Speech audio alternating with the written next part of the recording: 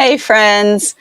What if creativity isn't just how you express yourself, but how you love God? Not just with your ideas, not just with your feelings, not just with part of you, but with your whole self, your breath, your hands, your attention, your rhythms.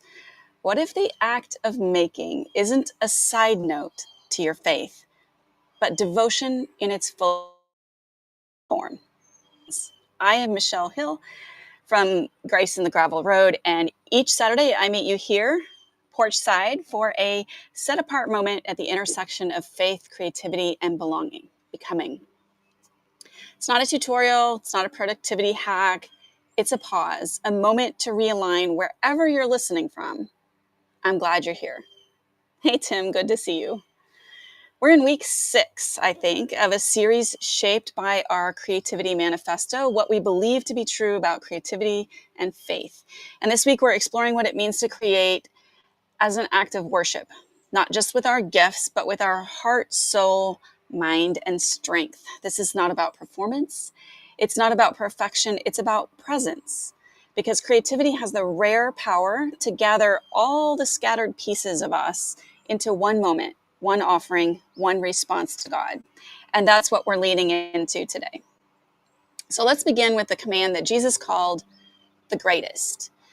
Love the Lord your God with all of your heart and with all of your soul and with all of your mind and with all of your strength. That is Mark 12:30.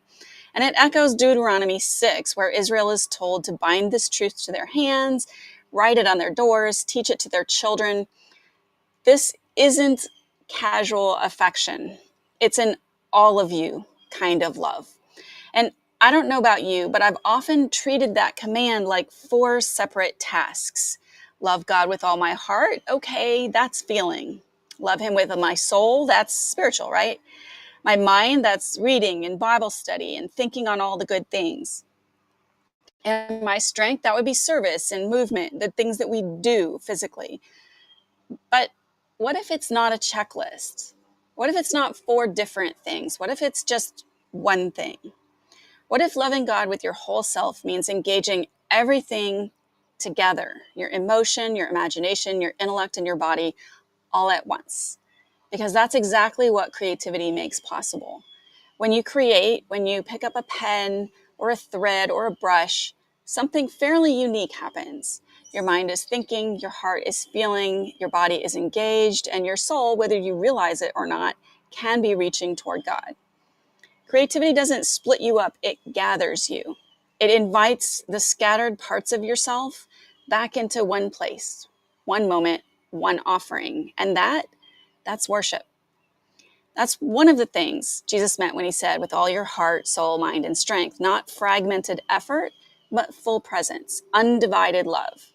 And you can think of those words as categories if that helps, or as poetry, or as shorthand for the idea of all of you. But creativity is one of the few ways where we get to practice that all of you kind of love in real time with our whole selves awake, alive, and engaged. So let's stay with that idea of a whole self kind of love for a moment, because creativity isn't just how we express ourselves, it's how we offer ourselves too. And when we make with attention and with presence, with meaning woven into the process, that making becomes a kind of prayer, a kind of love. In Exodus 28, God gives Moses instructions for sacred garments, what the priests would wear as they minister in the tabernacle. But the instructions aren't generic. They are full of detail. Linen, gold thread, onyx stones, engraved names, color, pattern, beauty. These were garments made not just for function, but for meaning. They were crafted to carry remembrance and honor and connection. Someone had to design those pieces. Someone had to weave them. Someone had to embroider names into cloth, and God called that work holy. There's no sermon in Exodus 28, no song, just making. But it mattered deeply because it was the kind of making that said, I see, I remember, I revere, and I offer. It was art as devotion. And in Luke 2:19, we see Mary after the shepherds have gone, after the birth, after the chaos. And what does she do? It says that Mary treasured up all of these things and pondered them in her heart. She didn't preach. She didn't post. She turned inward. She held the mystery. She made space inside herself to carry what couldn't yet be explained. And no, she wasn't painting or stitching in that moment. At least we're not told that she was. But what she did was creative in the deepest sense. She gave attention to what mattered. She held space for something holy to unfold. She participated in the slow work of meaning, not performance, not production, but contemplation, integration, and devotion. Let's take that one step further. If creativity invites our whole selves into love, then it also invites us to live our faith, not just in theory, but in form, in texture, in movement, in rhythm, and in flesh. John 1:14 says the word became flesh and made his dwelling among us. It's one of the most staggering claims of Christian faith, that God didn't just speak truth from a distance, he embodied it. He entered time, skin, breath, blood, earth. So when we create, when we take ideas and give them shape, when we express love not just with words, but with color and sound and stitch or bread, we echo that mystery. We're not creating in spite of our bodies. We are creating through them. Thread through fingers, a brush in hand, a shoulder loosening as we knead dough, breath syncing with movement, hands on fabric, prayers whispered with each line of stitching. This is prayer in motion, attention made tangible. It's a way of saying with our whole being, here I am, Lord, even without words. And throughout Scripture, it's not just thinkers or speakers who are filled with the Spirit, it's artisans too. Makers among the first to be anointed with the Holy Spirit. The Incarnation tells us that God meets us not just in belief, but in embodiment. And creativity is one of the most important and powerful ways that we can live that out. I can thank my friend I knew I was going to mess up her name. I can thank my friend Brianna for teaching me something I hadn't experienced before, intentionally using painting as prayer. She walked me through a painted prayer certification, a process of guiding others in listening and responding layer by layer. No plan, no blueprint, just prayer, color, texture, and breath. It was hard for me because I am not an intuitive kind of artist. I tend to begin with structure, with an idea, an intention. Even if it changes along the way, I do best when I start with a concept. But this was different, an invitation to paint without knowing where it was going, to treat the canvas like a conversation with God, not a performance, not even an expression, but a dialogue, a prayer. And it was strange at first. I kept wanting to make it make sense. But slowly something softened. The brush moved more freely, and I stopped trying to direct it and started listening. I don't even remember what the paintings looked like in the end. There were some times when I felt that I came out of the process having had a dialogue with God, sometimes when meaning came later, and other times when I simply felt connected, like something had been said but without a single word. But let's be honest, sometimes we don't create because we understand. We create because we need to understand, because there's something in us that longs, that doesn't have words, that only finds expression through color or movement or rhythm or form. Romans 8:22-23 says, we know that the whole creation has been groaning as in the pains of childbirth right up to the present time.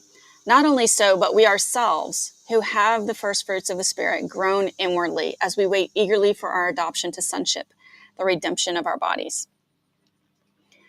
The idea of groaning, it's not eloquent. It's not structured. It's what rises when there's more truth in your body than in your vocabulary. And sometimes creativity is how we can groan. When we can't name what is happening inside, but we can sit at the piano or pick up a needle or find ourselves tearing paper into collage just to say something that we have no words for. That too is prayer, and that too is worship. In Habakkuk 2:2, the prophet hears God say, write the vision, make it plain. And I love that because sometimes what we create is not a declaration, it's a question, a hope, a vision that we are still trying to see clearly ourselves. You don't have to know the outcome. You don't have to feel strong or sure.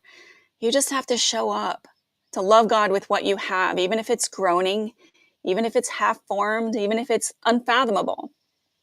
When we make space for that kind of creating, we're not stepping away from faith, we're stepping into it.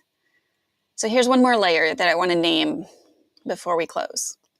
When we create in this way with presence, attention, and love, we're not just expressing our faith, we are also being formed by it. Creativity is formational. It teaches us to slow down, to notice, to return to the present moment when everything else pulls us away. It teaches us how to listen, not just for ideas, but for God. It gives us a place to practice surrender, to lay down the need for control or outcome, to stay open to mystery, to change, to movement. It gives us new vocabulary for exploring our faith. Over time, these practices shape who we are, not just as makers, but as disciples, as people who are learning to live in rhythm with God's Spirit, to embody grace with our whole selves. Creativity at its best is not a product, it's a way of being formed. And when we show up to that kind of making, honestly, repeatedly, humbly, it shapes how we see, how we love, and how we become. So maybe if you're wondering, how do I actually go about trying to practice this? How do I love God with my whole self through creativity? It won't look the same for everyone, but here are a few places that you might start, some doors to open. First, try creating without a goal, not to finish something, not to impress anyone, just to show up with your hands and your breath and your presence. Second, choose one ordinary act and do it as devotion. Fold laundry as prayer. Stir soup like it really matters. Sew one line slowly and paying attention to what you're thinking about as you do so. Third, pay attention to what draws you in. Texture, color, movement, sound. Let that be your starting place. And trust that the Spirit can meet you there. Or simply ask, what would it look like to meet God in the work of my hands this week? And then listen, create, and respond. You don't need a plan. What you need is a posture. Creativity is how we stay present, and presence is how we love. As you move into your week, here are a couple of questions that you can consider. First, where in your creative life do you feel most present? Heart, mind, soul, and spirit together, all at once. And second, what would it look like to meet God through the work of your hands this week? No pressure, just presence.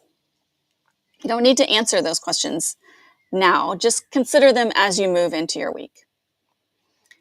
If you found this reflection helpful, you might enjoy Grace Notes. It's a short email I send out each Sunday with thoughts on the creative life and how we practice faith in a world that is fast, fractured, and noisy. You can sign up for that at the website graceonthegravelroad.com. And of course, I will be right here next Saturday on the porch if you would like to come on back. Until then, wherever your road takes you this week, may grace meet you there. So, shout out to Tim and Joanna. Hey, Joanna, good to see you. Glad to have you here. Glad to have you guys with me this morning. I hope you have a fantastic rest of your weekend, and I will see you next week.